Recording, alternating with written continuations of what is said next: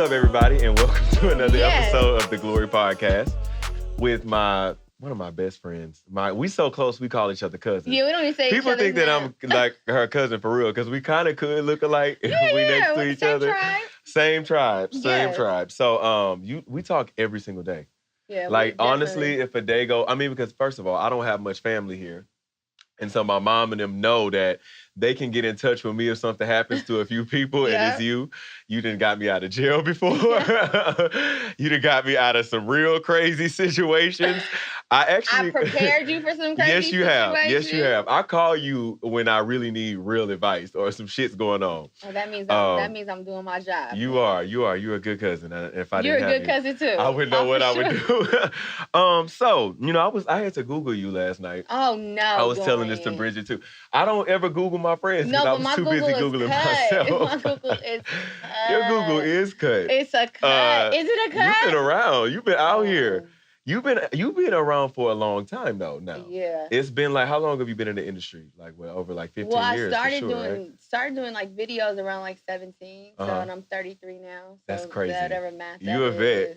People treat you like it too. They definitely be like, hi, Miss London. Of I'm course. Like, damn. Like that was a transition, I'm sure, from when you first started to like now, like the respect level. Yeah, for sure. Because I think people would say that you for the culture. You for the culture. Have you embraced that title and like took that on? And do you feel responsible to have an opinion for the culture about certain things because people kind of look at you like that?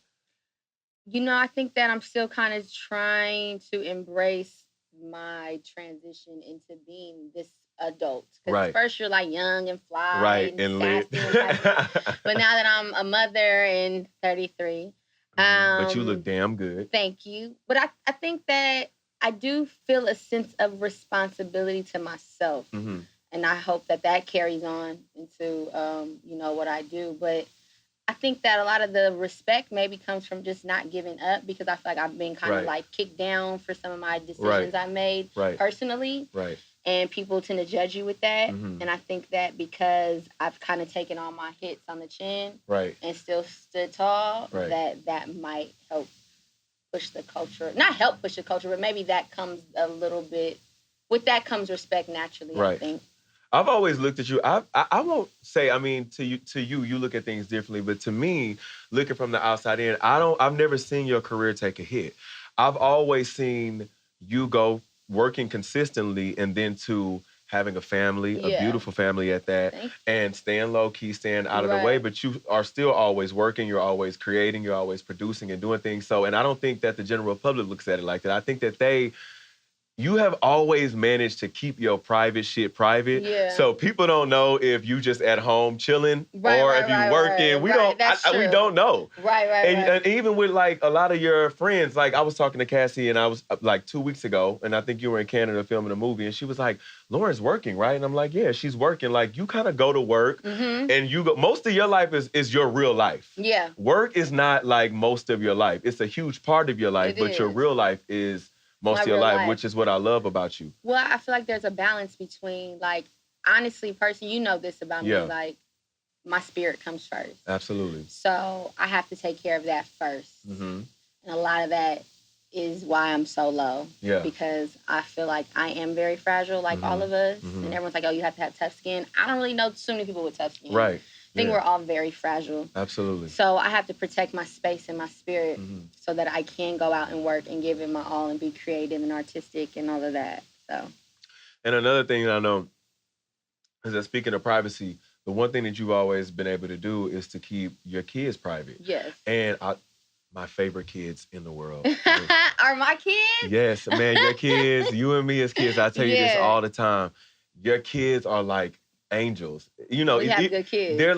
They're gifts, and I remember when you were pregnant with Cross, I knew, right. That was a tough pregnancy. That was a tough one, but I knew how, I was like, cousin, he's going to be everything, and he is. He's everything we could imagine. Well, he's more, actually. I know. He's more.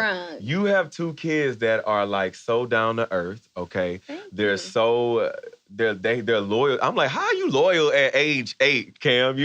Because I instill integrity and loyalty now. They have a level of loyalty. They have a great spirit on them, but they also come from a world that you know, I know Cam is starting to be aware of what, you know, what mom and dad does, but they come from this large world, but you keep them so normal and grounded.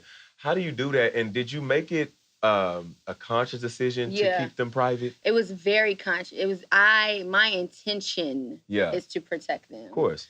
And to keep them sacred in a space. And nothing against anyone that chooses different, but just how private I am. Right.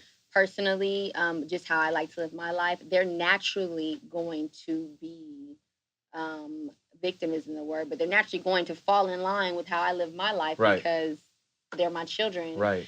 But yeah, it's very intentional to keep them to me. I always wonder, like, because Cam wants to be on Cameron Instagram. Definitely wants to. So I always off. Wonder what's gonna happen. And he'll be able to make that decision on his own when he's old enough. When he can handle, when I feel that he is mature enough, to handle that. But at no. It's not like you Michael Jackson in your kids. No, I'm definitely not Michael Jackson in my kids. But I'm a private person, and I really just want to like come in, make a good footprint, and like live my life and be, you know, happy and peaceful. Right. You also you are a good friend. I've seen you be friends. We met through another one of our good friends, and I saw you be a good friend to her. I've seen you be a good friend to a lot of people, but you keep your circle tight. Yes. You can't get in Lauren London's circle, okay? No, And I think that's why you've been able to keep your privacy, you know, been able to do that so well. How important. I have some real ones. You do have some real ones. Jay and B just released a record called Friends. I love it. How important, you know, hey y'all, give me a ticket to the On the Run tour. How important are, you know, keeping friends at this age? Because having friends at 16 and having friends at 33 is two different Very things. Different. Yeah. And it's crazy because I have my friends from 16 still at 33. Absolutely. You know, I think that we come from a different era. Being my, you know, I have 3 consistent friends that I've had since high school, one since middle school, but I think we come from a different era. And in the era that we were coming up, loyalty was like a code and it was cool. Street code. Yeah, and it was like if you like were weak and like told on your friends or told your friends business or messed with your friends, man, you was weak. And it was like you was a weak link and we didn't want you around. So luckily, I have friends that understand that code. Yeah. Yeah. I'm one of them. You are one of them. And I'm a wild... Because if you piss her off, you will know. And that's the thing. That's nothing. You will know. As peaceful as I am. But you know what? You can get it. You know what I like about you? I can get mad at you or you can get mad at me and we'll be over it in a short amount of time. Tell each other how we feel and then we done with it. It's over. That's adult friendships. All right? One-on-one. So, of course, you know the show's called The Glory. Yeah. And I explained to everybody, you know, that glory moment is those moments in life where sometimes we forget to acknowledge when they're going on and we like, you know, it's that moment where you should go, aha, like I made it. Like things are going well for me. Things are finally back on track, even though, you know, they can change really quickly. What has been a recent glory moment for you? Oh, well, it's like work-wise? Just anything in life. Well, work-wise, I recently, you know, I've been up and down with management and agencies. I've been dropped from 2 agencies and all kind of things have happened with my work, which has not helped in being out there and being consistent with work. Right. And then recently, I finally connected with a manager that I feel really gets me and is really invested into me as much as I am into myself. And I feel like that was a moment of like, oh, it's good I never gave it up. Because sometimes you can go through things and be like, well, maybe I'm tripping. Like, maybe this isn't my path. Right. And I feel like that moment of finally connecting and finally connecting the dots and moving forward with my plan felt like, oh. And did you, because you say like we finally got here, did you fall out of love with this at one point in time not with the craft, I didn't fall out of love with acting, but I definitely have been, like, it's upset my stomach in the things you have to do or deal with to perform at a level you would like to perform at. Right. And I know it's a balance and it's to anything, but sometimes, I have felt like, this is I don't know if I'm... Yeah. But I didn't, you know, I think that not giving up and knowing how strong you are helps that. Yeah, and I know you and I, have similar views on social media. Yeah. It could be too damn much sometimes. It is. And, you know, we battle with going like, should I post this? Should I do this? How much privacy should I have? And then some people are so overexposed that, you know, and they seem to shine and get certain opportunities and things like that. Do you feel the need sometimes to compete with that world, or do you just manage it on your own how you do it? No, I manage it on my own how I do it. Yeah, I knew the answer. Yeah. You knew the answer. Yeah, no, I'm not competing because I can't compete. Yeah. That's a lose situation. No, yeah. I ain't about to stress myself out. They can have that. Absolutely. Yo, it was an honor to have you on the podcast. Honor to have you. Even though I'm probably going to talk to you in an hour, and I talked to you an hour ago. That's why I didn't want to talk to you this morning, because I'm like, I don't want to not be able to ask you some questions. We already talked about it. You don't have any shady questions? No, I ain't got no shady questions for you. No. What did it say? You know, the usual. The rapper baby mama. Yeah. You know, you turned up on the Shade Room. Oh yeah. You know, you very feisty. Yeah, it's all over the place. That I turned up? Yeah.